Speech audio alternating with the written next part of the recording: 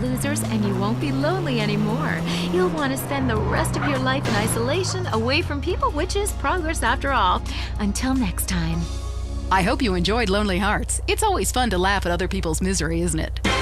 Talk is cheap, especially on this station. Featuring more rich, angry people complaining. WCTR. Next up on WCTR, the news. We try to make it interesting and not depressing. This is Leanne Forget, WCTR News. Foreigners are coming. Who are they and why should we care? The FDA warns shampoo is killing your unborn child. Plus, protests continue outside the Zebra Bar Candy Company. Now for traffic and transit with Richard Burns. That's right, Leanne. I'm Richard Burns. The aftermath of the devastating earthquake continues. Travel is still severely restricted statewide. Officials say there are still no reported casualties, which is truly unfortunate as it makes for incredibly boring news. The federal government is still refusing aid to help rebuild bridges, and everyone is blaming each other. The governor is threatening to bomb Australia, despite scientific proof it wasn't their fault. Richard Burns, WCTR. Police say gang trouble is on the rise again, especially in Los Santos. Sources believe it is linked to the rising drugs trade, while others blame the fascist pigs. Also in gang news, customs officials report a huge influx of Russian mobsters and cheap weapons since the fall of the wall. The governor's office said everything is okay. In Vinewood news, rapper Mad Dog was celebrating the launch of his new clothing line. Richard caught up with him. The thing about Mad Dog is, I'm thinking about becoming a superstar. I mean, I've done everything I could do in the rap game. I won shit hands down. Nobody can handle me, Lifetime champ, no shit. Can I say shit? Oh, hey man, it's cool. That's cool. Okay, no shit. I got clothes, I got labels coming out, you know what I'm saying? I'm doing drinks, I got shoes, tires, rims.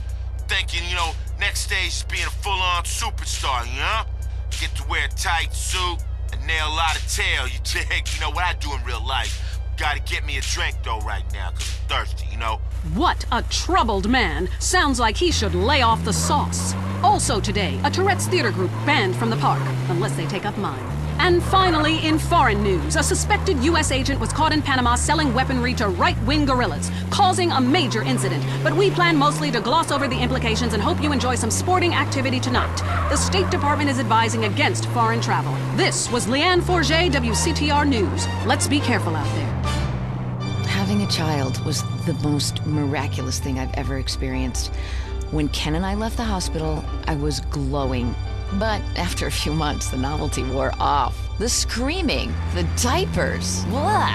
Let's face it, nobody has time to raise a kid. I realized after my third child, I hated kids. It's not like you can legally kill them anymore. We're at our wits' end. I'm miserable. Raising children has cut into my life of doing CHOP, taking exercise classes, and sleeping with my husband's friends. What do I do?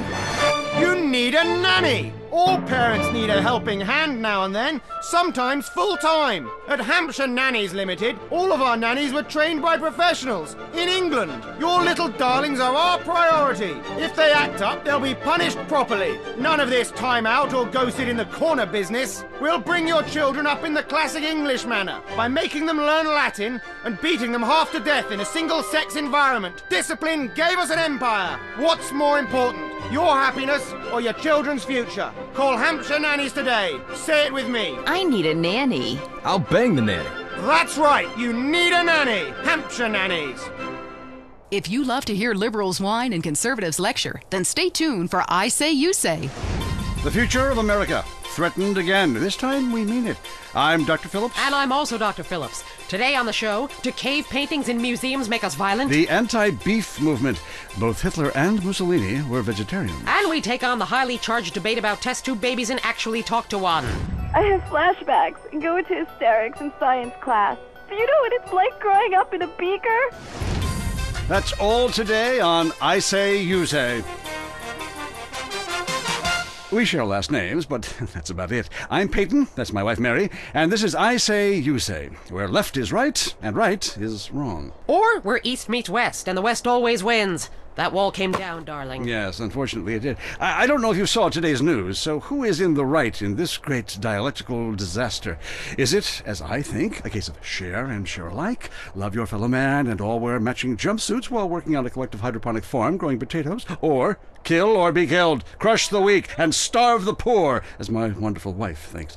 You decide, or let us decide for you. Give us a call, and let my wife, a professor in social Darwinism, or me, a lecturer in pointless anthropology, work things out. That's the problem with liberals. They don't know when to shut up and enjoy freedom. Let's go to the phones. Yeah, hi. Here's the deal. I'm really funny, but nobody wants to hire somebody funny. I mean, how is that fair? I mean, I'm white, middle class, very erudite, whatever that means, but people just respond badly to me. I don't understand it. Are you related to my husband? I don't think so. I hope not. Have you got a question about politics? Yeah, sure. I know a lot about politics. Hey, can I do your job? I used to be on the radio back in the day. Even my husband can't do his job, you strange, pathetic little sap. Let's have a real caller, please. Hi, my name's Michelle. I'm a first-time caller to the show. I wanted to know what you guys thought about the proposition to ban smoking. Well, this is a simple issue. Smoking. Democracy at work again in our state. Seems like a good thing when you first look at it, but democracy only works when you agree with it. Then it's best to favor a totalitarian state. I'm not sure about this one. I think smoking is an invasion of my body, and I've always wanted to shoot people. I'm right behind the proposition. Me too. Thanks, Michelle. I also wanted to say hi to my stepbrother Phil, who's been undergoing a hair transplant today. Hey, Phil, if you're listening, I hope it's 6 this time. I won't tell anyone you've got plugs, honey. I'm really proud of you. That's great, honey. But if you want shout-outs, call the rap station. That's offensive, and I'm really offended by what you're saying. I'm a smoker. This used to be a free country. When? Ha! Good point, Dolly. Gotcha. Yes, good point. But remember, our founding fathers grew tobacco. It relaxed them between stressful stints of genocide and witch-burning. And you're so against raising taxes, smokers pay more taxes than anyone. My grandfather smoked his whole life, and he lived until he was 32. So what I'm saying is, why can't we encourage more smoking and use the money to pay for better health care and some cultural programs, bringing expressive dance and sun worship back to the inner cities? Worrying about the inner city has ruined your academic career, and this woolly thinking is going to ruin your chances of getting anywhere with me tonight. Promise? The thing is, smoking is